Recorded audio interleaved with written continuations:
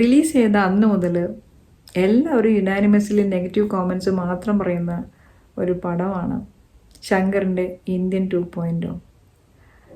സത്യത്തിൽ ഇത് എന്തൊക്കെ പറഞ്ഞാലും ഇതൊരു ശങ്കർ ഫിലിമല്ലേ, ഇതിൽ എന്തെങ്കിലുമൊക്കെ ഇല്ലാതിരിക്കും എന്ന് പറഞ്ഞിട്ട് നമ്മൾ തിയേറ്ററിൽ ചെന്നിരിക്കുമ്പോൾ കുറച്ചങ്ങോട്ട് കഴിയുമ്പോൾ, അധികമൊന്നും പോകണ്ട കേട്ടോ, കുറച്ചങ്ങോട്ട് കഴിയുമ്പോൾ നമുക്ക് മനസ്സിലാവും ഈ സിനിമയുടെ മേലെ നമ്മളിനി ഹോപ്പൊന്നും വെച്ചിട്ട് ഒരു കാര്യമില്ല. എനിക്ക് എത്ര ആലോചിച്ചിട്ടും ഇത്രയേറെ മാസ് ഫിലിംസ് എടുത്ത ഓഡിയൻസിനെ ഇത്രയേറെ കണക്ട് ചെയ്ത അതിൻ്റെ എല്ലാ ടെക്നിക്സും അറിയാവുന്ന ശങ്കറിന് ഈ പടത്തിൽ എന്ത് പറ്റിയെന്ന് എനിക്ക് എത്ര ആലോചിച്ചിട്ടും മനസ്സിലായിട്ടില്ല. ശരിക്കും കുറച്ച് ട്രാജിക്കായിട്ടാണ് എനിക്ക് തോന്നിയത്.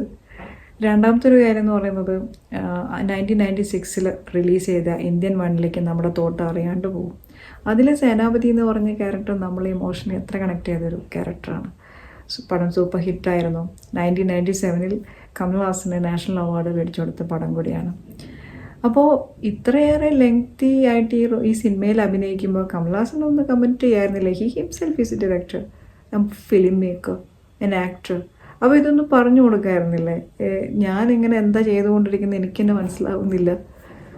പപ്പുവിൻ്റെ ഡയലോഗാണ് പറയേണ്ടത്, പക്ഷേ അതേപോലത്തെ അവസ്ഥയിലാണ് കമൽഹാസൻ ഈ സിനിമയിൽ നിൽക്കുന്നത്. അവിടെ നിന്നും ഒരു ഇൻപുട്ടും ഉണ്ടായിട്ടില്ല എന്ന് തോന്നുന്നു.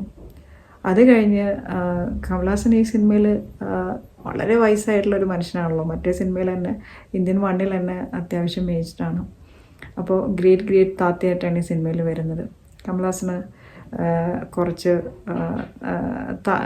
സിദ്ധികളൊക്കെ ഉണ്ട്. ഇപ്പോൾ ഒരു എന്താ പറയുക, ചൂണ്ടുവിരൽ പ്രയോഗത്തിലൊക്കെ വളരെ എക്സ്പേർട്ടായിട്ടുള്ളൊരു മനുഷ്യനാണ്.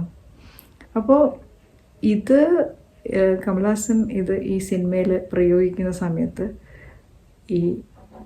ഇത് മനുഷ്യരെ എഫക്റ്റ് ചെയ്യുന്ന പല രീതിയിലാണ്. അതായത് ചിലർ നിർത്താണ്ട് പാട്ട് പാടുന്നു, ചിലർ കുതിരകളായിട്ട് മാറിയ പോരാട്ടോ, നടു റോട്ടിൽ കൂടെ കുതിരയുടെ ആക്ഷനിൽ ഓടണം, അതാണ് സ്റ്റാൻഡേർഡ് ഫോമാറ്റ്.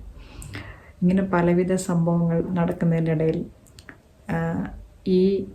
ഈ പ്രയോഗം ചെയ്യുമ്പോൾ നമ്മുടെ ബോഡിയിൽ വരുന്ന കെമിസ്ട്രി, ബയോളജി, ഫിസിക്സ് ഒന്നും നമുക്കറിയില്ലല്ലോ. അപ്പോൾ അത് മനസ്സിലാക്കി തരാൻ വേണ്ടിയിട്ട് ഒരു VFX ടീമിനെ ഏൽപ്പിച്ചിട്ടുണ്ട്. അവരോട് നമുക്ക് പോയിട്ട് ബേസിക്സ് VFXൻ്റെ ഒന്ന് പഠിച്ചു വരൂ എന്ന് പറയാൻ തോന്നുന്നൊരവസ്ഥ ഈ സിനിമയിലുണ്ട്. സഹിക്കാൻ വളരെ ബുദ്ധിമുട്ടാണ്. അത് കഴിഞ്ഞ് സിനിമയുടെ പ്ലോട്ടിലേക്ക് പോവുകയാണെങ്കിൽ, സത്യം പറഞ്ഞ സിനിമയുടെ പ്ലോട്ട് കുറച്ചൊക്കെ ഒന്ന് ഡെവലപ്പ് ചെയ്തിരുന്നെങ്കിൽ ഒരു സ്കോപ്പുള്ളൊരു പ്ലോട്ടായിരുന്നു കേട്ടോ. കാരണം സിനിമ തുടങ്ങുന്നത് ഡിജിറ്റൽ എറയിലാണ്. ഒരു ബാർക്കിംഗ് ഡോഗ്സ് എന്ന് പറഞ്ഞ ഒരു യൂട്യൂബ് ചാനൽ വളരെ സക്സസ്ഫുള്ളി റൺ ചെയ്യുന്ന ഒരു യങ് വിജിലൻ്റ് ഗ്രൂപ്പാണ് സിനിമയിൽ വരുന്നത്. അത് ലീഡ് ചെയ്യുന്നത് സിദ്ധാർത്ഥാണ്. സിദ്ധാർത്ഥിനെ കുറേ കാലത്തിന് ശേഷമാണ് യൂത്ത്ഫുൾ റോളിൽ കാണുന്നത്. അപ്പോൾ ഇവർ കുറച്ചങ്ങോട്ട് ഇവരുടെ ഓപ്പറേഷൻസ് മുന്നോട്ട് പോകുമ്പോൾ ഇവർക്ക് മനസ്സിലായി ഇവരുടെ ഈ സോഫ്റ്റ് ഡീലിങ്സിലൊന്നും ഇവിടുത്തെ ഒരു കറപ്ഷനും മാറാൻ പോകുന്നില്ല. അതൊക്കെ മേലെ പോകണമെങ്കിൽ നമ്മുടെ ഇന്ത്യൻ തിരിച്ചു വരണമല്ലോ. അപ്പോൾ അങ്ങനെയുള്ള സെർച്ചിലാണ് തായ്പേയിൽ വളരെ മാർഷൽ ആർട്ടിൽ എക്സ്പേർട്ടൊക്കെ ആയിട്ട് വളരെ സ്റ്റൈലിഷായിട്ട് ജീവിക്കുന്ന നമ്മുടെ ഇന്ത്യൻ താത്ത ഇന്ത്യയിലേക്ക് കാലെടുത്ത് വയ്ക്കുന്നത്. ഇത് നമ്മളുടെ എയർപോർട്ടിൽ വരുന്ന സമയം തൊട്ട്, കാരണം ഇതിലെന്ത് ഏറ്റവും വലിയ പ്രശ്നം എന്ന് പറഞ്ഞാൽ കമൽഹാസൻ്റെ കോസ്റ്റ്യൂം മേക്കപ്പ് എന്ന് പറഞ്ഞത് ഒറ്റ ഷോട്ടിൽ എല്ലാവിടെയും വളരെ വളരെ ഒട്ടും അപ്പീലിംഗ് അല്ല, വളരെ മോശമാണ്. നമുക്ക് ഒരു നിലയ്ക്ക് നമുക്കൊരു കണക്റ്റ് കിട്ടാത്ത രീതിയിലാണ് ഇതിൻ്റെ ഒരു കോസ്റ്റ്യൂം എല്ലാം വന്നിരിക്കുന്നത്. അത് പറയാൻ പറ്റില്ല, അത് കണ്ടാൽ തന്നെ മനസ്സിലാവുള്ളൂ. അത് ഭയങ്കര ബോറാണ് ആക്ച്വലി. അങ്ങനെ ഇവിടെ വന്ന് ആ എയർപോർട്ടിൽ നിന്ന് തുടങ്ങുന്ന ഈ മഹാസിദ്ധികളും ഗിമ്മിക്കും സിനിമയുടെ എൻഡ് വരെ നമ്മൾ താങ്ങേണ്ട അവസ്ഥയാണ്. നമുക്ക് വേറെ ഒരു ചോയ്സ് ഇല്ല. അത് സിനിമനെ ഒരു ഭയങ്കര ടേൺ ഓഫ് ചെയ്യിക്കുന്നതിൽ ഈ ഒരു സാധനത്തിന് കമൽഹാസനെ അവതരിപ്പിച്ച ഒരു രീതിക്ക് എനിക്കറിയുന്നില്ല അത് എങ്ങനെ അത് വിഷ്വലൈസ് ചെയ്തു, അല്ലെങ്കിൽ എങ്ങനെയാണ് ഇങ്ങനത്തെ ഒരു കോൺസെപ്റ്റ് വന്നതെന്നാണ് എനിക്ക് മനസ്സിലാവുന്നില്ല. അത്ര ഒരു പുവറായിട്ടുള്ളൊരു പ്രസൻറ്റേഷനാണ് സിനിമയിൽ ഇത് കാണിക്കുന്നത്.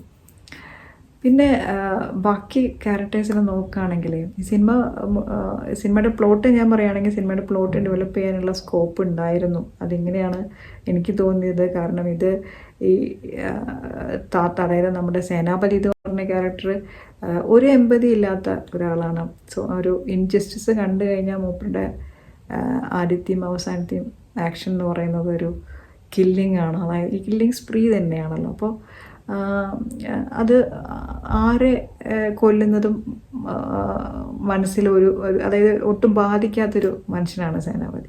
പക്ഷെ ഇപ്പുറത്തെ ഈ യങ്സ്റ്റേഴ്സ്, സേനാപതിയുടെ തന്നെ ഒരു ഫേസ്ബുക്ക് ലൈവിൽ യങ്സ്റ്റേഴ്സിനോടെല്ലാവരും അവരെ വീട്ടിൽ നിന്നുള്ള കറപ്ഷനൊക്കെ തന്നെ അവിടെ നിന്ന് തന്നെ സ്റ്റാർട്ട് ചെയ്യാൻ തുടങ്ങുമ്പോൾ അത് ഷൂട്ടൊക്കെ ചെയ്ത് അതെടുക്കുന്ന യങ്സ്റ്റേഴ്സൊക്കെ കുറച്ച് കഴിയുമ്പോൾ അവരുടെ പാരൻസൊക്കെ ആയിട്ടുള്ള അവരുടെ ക്ലോസ് റിലേഷൻഷിപ്പ് കാരണം അവർക്ക് ഭയങ്കര സെറ്റ് ബാക്ക്സ് വരുന്നു, ഭയങ്കര ഇമോഷണലി ഷാറ്റേഡ് ആവുന്നുണ്ട്. അതിൻ്റെ പേരിൽ കുറച്ച് സെൻറ്റി സീൻസൊക്കെ കാണിക്കുന്നതൊക്കെ ഭയങ്കര ക്രിഞ്ച്, അതിലേക്കൊന്നും പോകുന്നില്ല, അതൊക്കെ അൺസഹിക്കബിളാണ്. അപ്പോൾ ഈ ഒരു സംഭവം ഈ രണ്ട് പ്ലോട്ടുകൾ, അതായത് ഈ സേനാപതി ചെയ്യുന്നതും ഈ യങ്ങർ ഈ ഗ്രൂപ്പ് ചെയ്യുന്നതും എല്ലാം ഒരു ഗ്രേറ്റർ ഗുഡിന് വേണ്ടിയിട്ടാണ്. എല്ലാം ഒരു പർപ്പസ് അല്ലെങ്കിൽ മിഷൻ സെയിമാണ്. പക്ഷേ ഇതിൽ കുറേ ചാലഞ്ചസും കുറേ ഫിക്സസും ഉണ്ട്. അപ്പോൾ ഈ ഒരു ഓൾഡർ ജനറേഷനിൽ നിൽക്കുന്ന ഈ സേനാപതിയും ഈ യങ്ങർ ഗ്രൂപ്പും ഇതെങ്ങനെ ഈ പ്ലോട്ടിൽ ഒരു ബൈൻഡ് ചെയ്ത് കൊണ്ടുപോകാം എന്നുള്ളൊരു സ്കോപ്പ് ഈ സ്ക്രിപ്റ്റിനുണ്ടായിരുന്നു, സത്യത്തിലുണ്ടായിരുന്നു. പക്ഷെ അതൊന്നും ശങ്കർ മൈൻഡ് ചെയ്തതായിട്ട് തോന്നുന്നില്ല. അങ്ങനത്തെ ഒരു തോട്ട് പ്രോസസ്സ് തന്നെ വന്നതായിട്ട് സിനിമയിൽ നമുക്ക് ഫീൽ ചെയ്യുന്നില്ല. ഇനി ഇത് സിനിമ ഇങ്ങനെ കുറേ ഇങ്ങനെ കാര്യങ്ങളൊക്കെ ആയിട്ട് നമ്മുടെ സേനാപതി നമ്മളോട് ഈ സമയത്ത് ഈ ഇന്ത്യയിൽ ഇപ്രാവശ്യം വരുന്ന സേനാപതി എന്ന് പറയുന്നത് നമ്മുടെ ഇമോഷണലി ഒട്ടും കണക്ട് ചെയ്യുന്നില്ല. കാരണം എന്താണ് മൂപ്പർ ചെയ്യുന്നത്, എന്തിനാണ് ഇത്രയും കാര്യങ്ങൾ ചെയ്തുകൊണ്ടിരിക്കുന്നത് മൂപ്പർക്കും മനസ്സിലാവുന്നില്ല, നമുക്കും മനസ്സിലാവുന്നില്ല. ഇത്രയേറെ ആളുകളെയൊക്കെ ഇങ്ങനെ കൊല്ലുന്നതെന്നൊക്കെ പറഞ്ഞാൽ ചെറിയ ടൈം എടുത്തിട്ടല്ല കേട്ടോ, ഭയങ്കര എക്സ്റ്റെൻസീവാണ്. നമ്മൾക്കിങ്ങനെ ചോദിക്കാൻ തോന്നുന്നു, പെട്ടെന്ന് കൊന്നു തരാമോ, എന്നാൽ നമുക്കൊരു സമാധാനമായല്ലോ എന്നൊക്കെ നമുക്ക് ചോദിക്കാൻ തോന്നുന്നൊരവസ്ഥയിലാണ്. അപ്പോൾ ഇപ്രാവശ്യം കുറച്ച് സൈക്കിക് മൂഡിലൊക്കെയാണ് കാര്യങ്ങൾ ചെയ്യുന്നത്, അതും കൂടി പറയാം. അപ്പോൾ ഇതിങ്ങനെ സിനിമ മുന്നോട്ട് പോകുമ്പോൾ ശങ്കറിന് തോന്നുകയാണ് ഇതൊരു ഭയങ്കര സ്ലോ പേസിലാണല്ലോ പോകുന്നത്, ഓഡിയൻസിനെയൊക്കെ ഒന്ന് ഉഷാറാക്കണ്ടേ എന്ന് വെച്ച് മൂപ്പരൊരു യൂണിക് ഇലക്ട്രിക് ബൈക്കിലേക്ക് കയറ്റിവിടും നമ്മുടെ താത്തേനെ. പിന്നീട് അങ്ങോട്ട് ഈ സിനിമയുടെ പ്ലൈറ്റ് കണ്ടു കഴിഞ്ഞാൽ നമുക്ക് ചിരിക്കണോ കരയണോ എന്ന് നമുക്ക് മനസ്സിലാവില്ല, എന്താ ഇതിൽ ഏത് ഇമോഷൻ എടുക്കേണ്ടതെന്ന്. പക്ഷേ ബേസിക്കലി എല്ലാവരും അത് കോമഡി ആയിട്ട് എടുക്കുന്നതാണ് കണ്ടത്, അതുകൊണ്ട് കുറച്ച് ചിരിക്കാൻ പറ്റി. അല്ലെങ്കിൽ സിനിമയുടെ ഈ ഒരു എന്താ പറയുക, സേനാപതി ഇങ്ങനെ പോയാൽ പോരല്ലോ, അപ്പോൾ സേനാപതിയെ പിടിക്കാനൊരു പോലീസ് ഫോഴ്സുണ്ട്. അപ്പോൾ അതിൻ്റെ ഒരു ഇതായിട്ട് വരുന്നത്, അത് ലീഡ് ചെയ്യുന്നത് നമ്മുടെ ബോബി സിംഹയാണ്. മൂപ്പർക്ക് ഈ ക്യാരക്ടർ എന്താ പറയുക, എങ്ങനെ ശ്രമിച്ചിട്ടും സ്ക്രിപ്റ്റ് ആയാലും ഈ ബോബി ആയാലും ഈ ഒരു ക്യാരക്ടറിനെ ലിഫ്റ്റ് ചെയ്യുന്നില്ല, ഒരു ഇമ്പാക്റ്റും സ്ക്രീനിലില്ല. ഇങ്ങനെ വെറുതെ ഒരു ക്യാരക്ടർ പ്രസൻസ് ആയിട്ട് ഇങ്ങനെ നിൽക്കുന്നുണ്ട് അവർ. പിന്നെ അത് കഴിഞ്ഞിട്ട് ഈ സേനാപതിയും ബോബി സിംഹയും വരുന്ന പിന്നെ സീനുകളൊക്കെ ഷോട്ടുകൾ കണ്ടു കഴിഞ്ഞാൽ നമുക്ക് അറിയില്ല എങ്ങനെ ഒരു സിനിമ പ്രസൻറ്റ് ചെയ്യാൻ പറ്റുമെന്ന് നമുക്ക് തോന്നിപ്പോവും. എനിക്ക് വേറെ ഒന്നും പറയാനില്ല ഇതിനെക്കുറിച്ച്. അത് കഴിഞ്ഞ് മറ്റു ആക്ടേഴ്സിൻ്റെ കാര്യങ്ങളൊക്കെ നമുക്കൊന്ന് എടുത്തു നോക്കാം.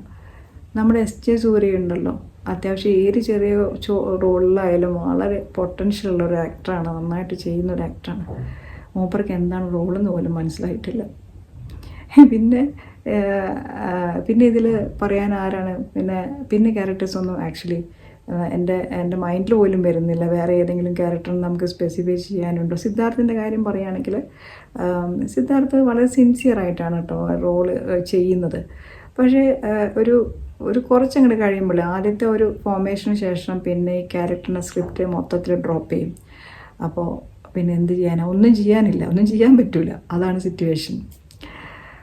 പിന്നെ എനിക്ക് ഇതിൽ ഈ സിനിമയിൽ എന്നെ ഒരു ഇമോഷണലി വേറൊരു കാര്യം ഇടയിൽ പറയാനുള്ളത്, നമ്മുടെ അനിരുദ്ധിൻ്റെ മ്യൂസിക് ഒന്നും ചെയ്യാനില്ല, ഒരു ഇമ്പാക്റ്റും ഇല്ല.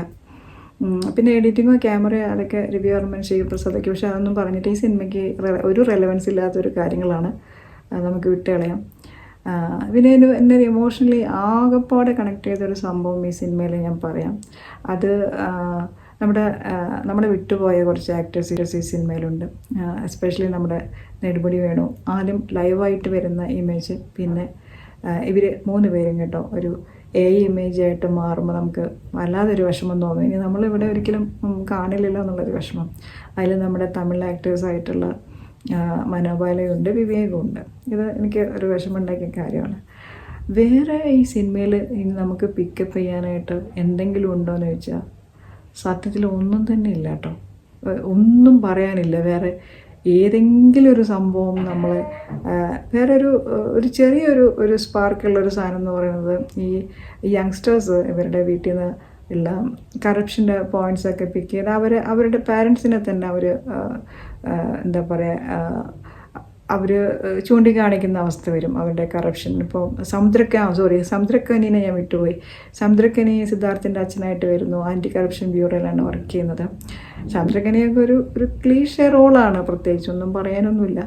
പക്ഷേ അവർ പാരൻസും ഇവരും തമ്മിലൊരു എന്താ പറയുക ഒരു ക്വസ്റ്റനിങ് നടക്കുന്ന സമയത്ത് മക്കളെ തിരിച്ച് ചോദിക്കുന്ന കുറച്ച് ചോദ്യങ്ങളൊക്കെ കുറച്ച് റെലവൻ്റാണ്. പക്ഷെ അതിന് പറ്റിയൊരു സംഭവം എന്ന് വെച്ചാൽ എന്താ സംഭവിച്ചതെന്ന് വെച്ചാൽ ഇത് ഒരാൾ കാണിച്ചാൽ മതിയായിരുന്നോ, നമുക്കൊക്കെയാണ്.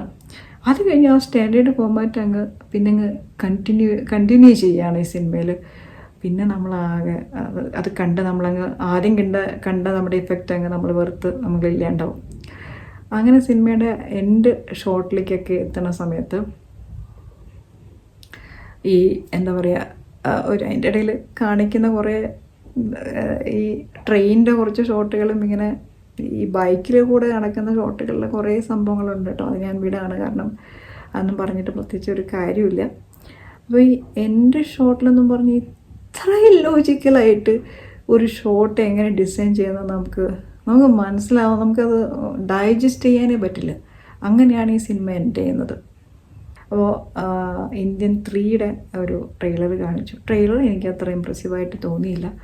സിനിമ ഇന്ത്യൻ 2 പോലെ ആവാതിരിക്കട്ടെ എന്ന് നമുക്ക് ആഗ്രഹിക്കുക, അല്ലെങ്കിൽ നമ്മളത് അതിനുവേണ്ടി പ്രാർത്ഥിക്കാമെന്നാണ് ഞാൻ പറയുക, അല്ലാതെ ഓർത്തില്ല. അപ്പോൾ